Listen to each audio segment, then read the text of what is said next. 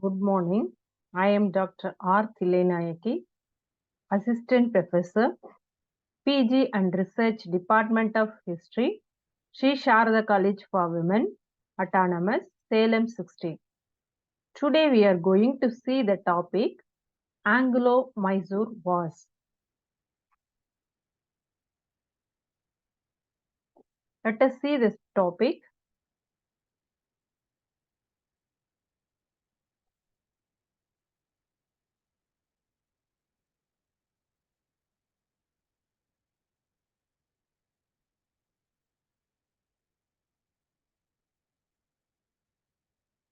Title of the paper History of Modern India from 1757 to 1947. Our topic is Anglo Mysore Wars. Anglo Mysore Wars were a series of conflicts between the British East India Company during the late 18th century. The first Anglo-Mysore War 1767 to 1609. Second Anglo-Mysore War fought in the year 1780 to 1784. Third Anglo-Mysore War 1790 to 92. Fourth Anglo-Mysore War 1798 to 1799. Let us see the first Anglo-Mysore War. The background of the war. In 1612, a Hindu kingdom under the Vodayas emerged in the region of Mysore. Chikka Krishnaraja Vodaya II ruled from 1734 to 1766. In this situation, Hyder Ali, who was appointed as a soldier in the army of Udayas, became the de facto ruler of Mysore with his great administrative skills and military tactics.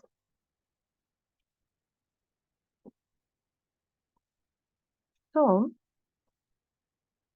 during the second half of the 18th century, Mysore emerged as a formidable power under his leadership. Mysore's proximity with the French and Hyder Ali's control over the rich trade of the Malabar coast threatened the political and commercial interests of the English and their control over Madras. What happened in the Battle of Buxar? The British, after their success in the Battle of Buxar with the Nawab of Bengal, signed a treaty with the Nizam of Hyderabad, persuading him to give them the northern circus for protecting the Nizam from Hyder Ali, who already had disputes with the Marathas.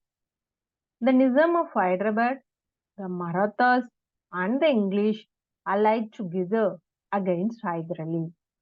Hyder diplomatically turned the Marathas neutral and Nizam into his ally against Nawab of Orkad. This is the Mysore palace. Then we can see about the Hyder Ali.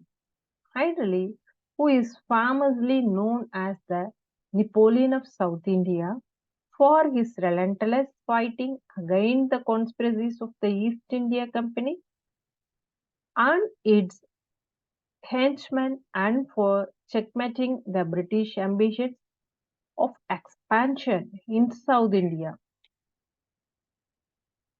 Hyder Ali's early life. Hyder Ali, he was born in the year 1722 at Devanahalli village, Karnataka state. He started his career as horseman in the Mysore army under the ministers of King Chikka Krishnaraja Udayar. He was uneducated but intellectual and diplomatically and militarily skilled. He was a de facto ruler of Mysore. He became the de facto ruler of Mysore in 1761 and introduced Western methods of training into his army with the help of the French army. With his excellent military skills, he took over the Nizami army and the Marathas and captured Balapur, Sira, Bendanur, and Hoskote in 1761 to 63 and brought to submission the troublesome Polygas of South India. Polygas or Palekaras were appointed as military chiefs and administrative governors from the time of Vijayanagara Empire in parts of southern India. They also collected taxes from the cultivators. Then, recovering from their defeat, the Marathas under Madhavrao attacked Mysore and defeated Hyder Ali in 1764, 1766, and 1771. To buy peace, Hyder Ali had to give them large sums of money. But after Madhavrav's death in 1772, Hyder Ali raided the Marathas a number of times during 1774 to 1776 and recovered all the territories he had previously lost, besides capturing new areas. Course of the war. The war continued for a year and a half without any conclusion. Hyder changed his strategy and suddenly appeared before the gates of Madras, causing complete chaos and panic at Madras. This forced the English to conclude a treaty with Hyder Ali on April 4th, 1769, known as the Treaty of Madras. The Treaty of the First Anglo-Mysore War ended with the Treaty of Madras in April 4, 1769. Exchange of the treaty provided for the exchange of prisoners and the conquered areas. Hyder Ali was promised the help of the English in case he was attacked by any other power. Then this is the Mysore Palace we can see now. And what happened in the Second Anglo-Mysore War? It happened in the year 1780 to 1784. The background of the war: the British failed to adhere to the Treaty of Madras when Mysore was attacked by the Maratha army in 1771. Hyder Ali accused them for breach of faith. Moreover, Hyder Ali found the French more resourceful in terms of fulfilling the army requirements of guns, saltpeter, and lead. Consequently, he started importing French war materials to Mysore through Mahe, a French position on the Malabar coast. The increasing friendship between the two raised concern for the British. Consequently, the British tried to capture Mahi, which was under Hyder Ali's protection. In the course of the war, Hyder Ali forged an alliance with the Marathas and the Nizam against the British. He attacked the Carnatic and captured Arcot and defeated the English army until Colonial Bailey in 1781. In the meantime, the English under Sir Eyrecourt detached both the Marathas and the Nizam from Hyder's side. But the undeterred Hyder Ali faced the English boldly only to suffer a defeat at Porto Nova, the present-day Parangipete in Tamil Nadu, in the year 1781. However, he regrouped his forces and defeated the English and captured the commander Braithwaite. Hyder Ali died of cancer on December 7, 1782. Then his son Tipu Sultan continued on the war for 1 year. Then his son Tipu Sultan carried on the war for 1 year without any positive outcome. Then, fed up with the inconclusive war, both sides opted for peace, negotiating the Treaty of Mangalore on February 11, 1784, between the British East India Company and Tipu Sultan, the ruler of the Kingdom of Mysore in southern India. The treaty ended the Second Anglo Mysore War, which had been ongoing since 1780. Next,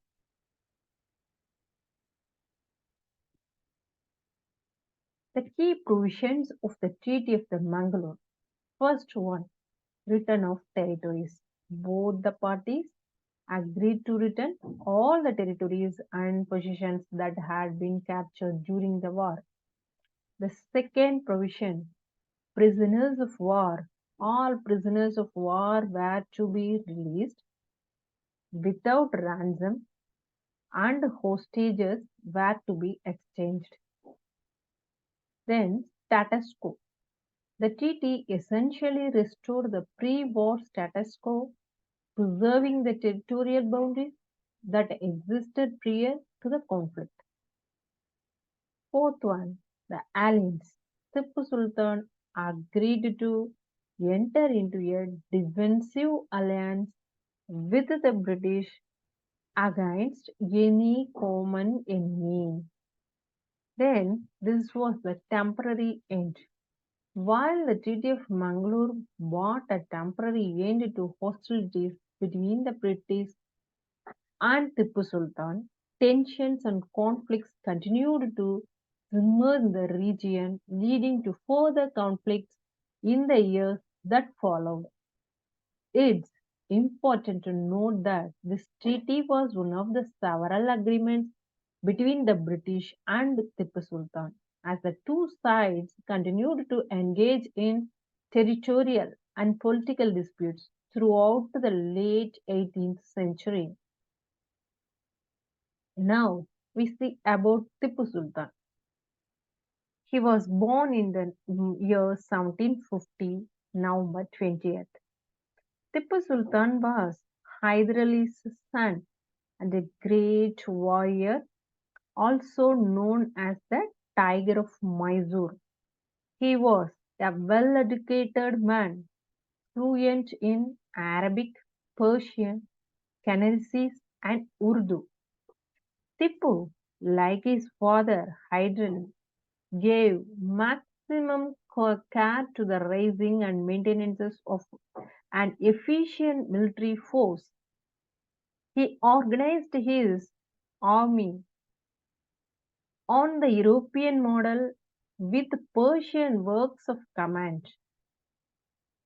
Though he took the help of the French officers to train his soldiers, he never allowed them to develop into a pressure group.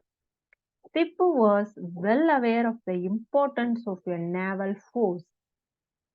In 1796, he set up a board of admiralty and planned for a fleet of 22 battleships and 20 large frigates. He established, and he was the pioneer of rocket technology. He established three dockyards at Mangalore, Wajidabad, and Molidabad. However, his plans did not fructify. Then he was also a patron of science and technology and is credited as the pioneer of rocket technology in India. He wrote he wrote a military manual explaining the operation of rockets. He was he was also a pioneer in introducing sericulture of the Mysore state. Tipu was a great lover of democracy and a great diplomat who gave his support to the French soldiers at Srirangapatnam in setting up the Jacobean Club. He gave his support to French soldiers at Srirangapatnam in setting up a Jacobean Club in 1797. Tipu himself became a member of the Jacobean Club and allowed himself to be called Citizen Tipu. And he planted the Treaty of Liberty at Srirangapatnam. Then we can see the Third Anglo Mysore War happened in the years 1790 to 1792.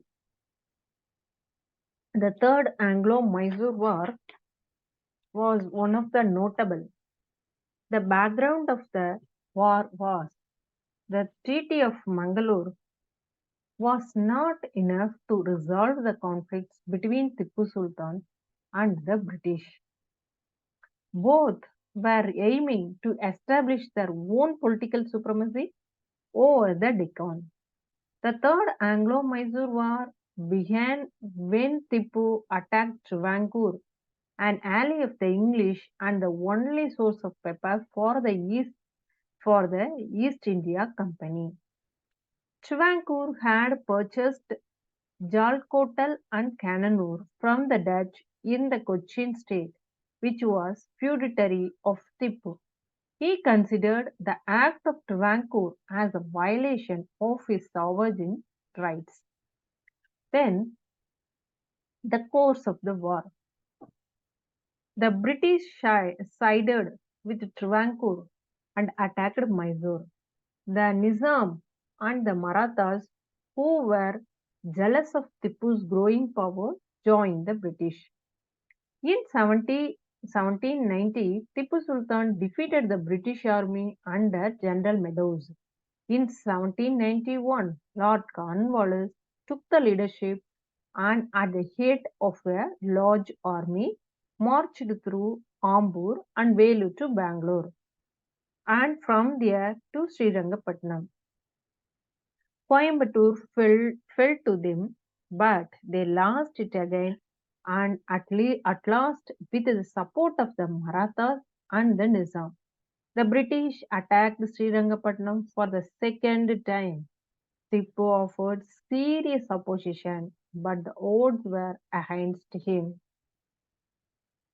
The Treaty of Srirangapatnam, the war was concluded with the Treaty of Srirangapatnam in 1792. Under this treaty, nearly half of the Mysorean treaty was taken over by the alliance of the British, Nizam, and the Marathas. The captured places, Baramahal, Dindugal, and Malabar went to the British hands, while the Marathas got the regions surrounding the Tungabhadra and its tributaries, and the Nizam acquired the areas from Krishna to beyond the Pennar. Besides, a war damage of 3 crore rupees was also taken from Tipu of the war indemnity. was to be paid immediately, while the rest was to be given in installments, for which Tipu's two sons were taken as hostages by the English. The Third Anglo-Mysore War destroyed Tipu's dominant position in the south and firmly established British supremacy there. Next, the Fourth Anglo-Mysore War, 1799. Background: the period of 1792 to 1799 was used by both the British and Tipu Sultan to recap their losses. Tipu fulfilled all the terms of the Treaty of Srirangapatnam and got his son released. In 1796, when the Hindu ruler of the Udayyar dynasty died, Tipu declared himself as the Sultan and decided to avenge his humiliating defeat in the previous war. In 1798, Lord Wellesley, an imperialist to the core, succeeded Sir John Shore as the new Governor General. Tipu's growing friendship with the French raised concerns for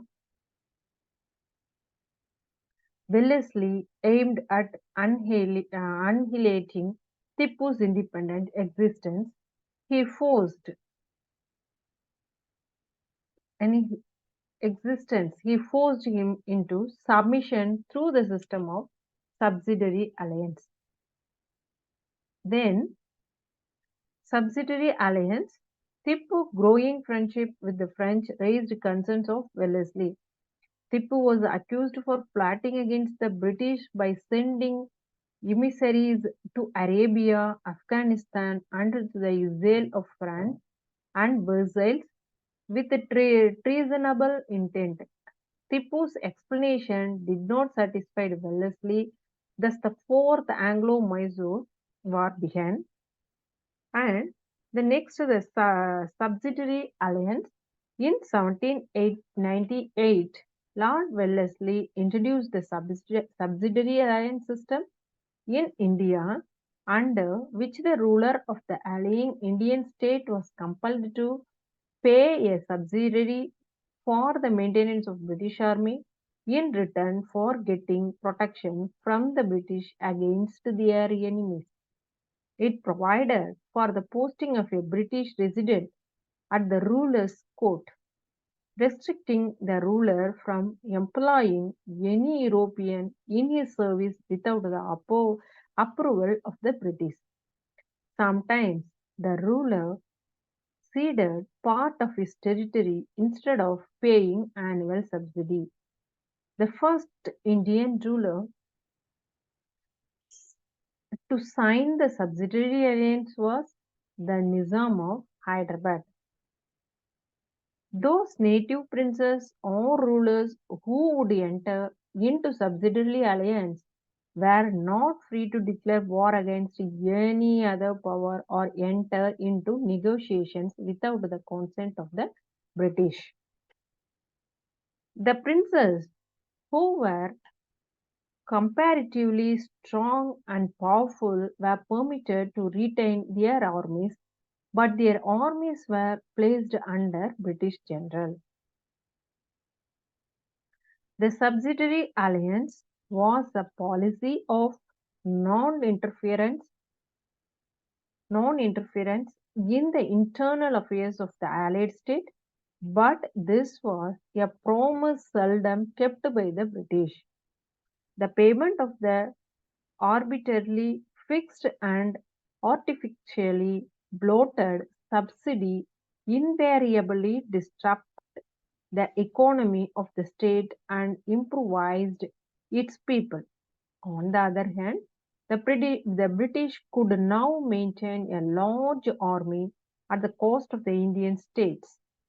They controlled the defense and foreign relations of the protected ally and had a powerful force stationed at the very heart of his lands. The course of the war, the course of the war began on April 17th, 1799 and ended on May 4th, 1799 with the fall of Srirangapatnam. Tipu was defeated first by British General Stott and then by General Harris. The Triple Alliance. Arthur Wellesley, the brother of Lord Wellesley, also participated in the war.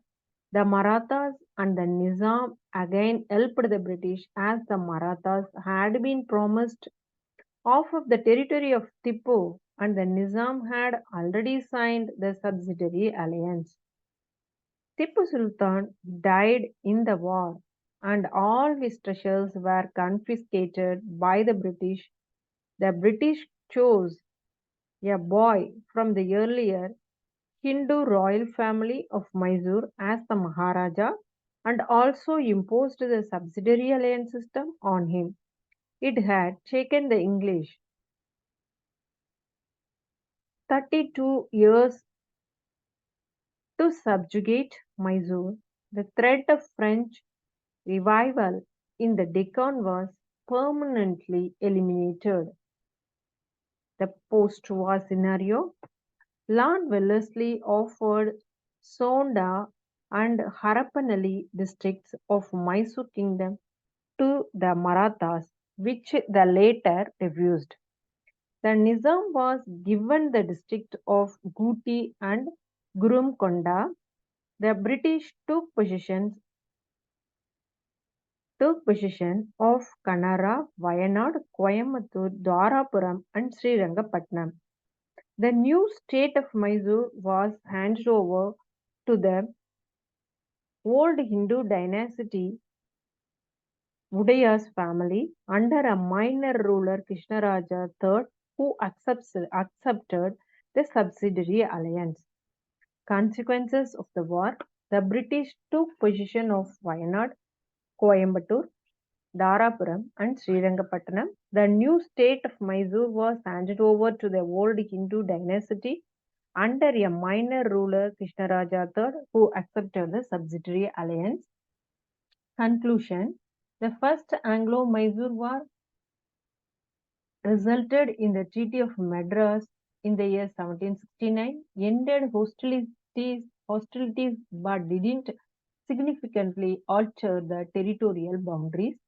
The Second Anglo-Mysore War ended with the Treaty of Mangalore. No major territorial changes, but the British made the alliances with Mysore's neighbors. Third Anglo-Mysore War resulted in the Treaty of Srirangapatnam. Tipu Sultan, the ruler of Mysore, ceded some territory, paid a large indemnity to the British, and gave hostages.